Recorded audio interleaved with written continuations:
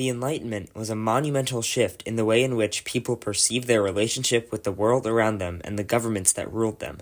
It shaped the ideals of the American Revolution and made its way into the Declaration of Independence, sparking yet more revolutions around the world. But who were the people behind it? And in what way did their words influence the Enlightenment as a whole? Arguably the most important philosopher of the Enlightenment was John Locke. He wrote his 2 treatises of government in 1689, and he went hard, writing that all humans, just by virtue of existing, had natural rights given to them by God and not by any government, and so no government could take them away. These rights were those of life, liberty, and property. Sound familiar? He also said that governments could only serve with the consent of the governed, meaning that the power really lay with the people, and that if the government ever stopped serving them, they had the right, even the duty, to change it. There was also Jean-Jacques Rousseau, who proposed that governments were in a social contract with their people, meaning that the people chose to give away some of their power to the government in order to keep their rights protected by it.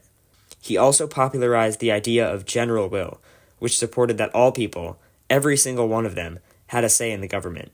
Rousseau and Montesquieu, too, was a prominent philosopher, and his most significant contribution to the revolution in thought during the Enlightenment was the idea of separation of powers between a legislative, executive, and judicial branch.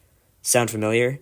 This idea was rather novel in the world of monarchies that existed during the 18th century in which the Enlightenment mainly bloomed. But was there anyone who supported these monarchies? Why, yes, there was.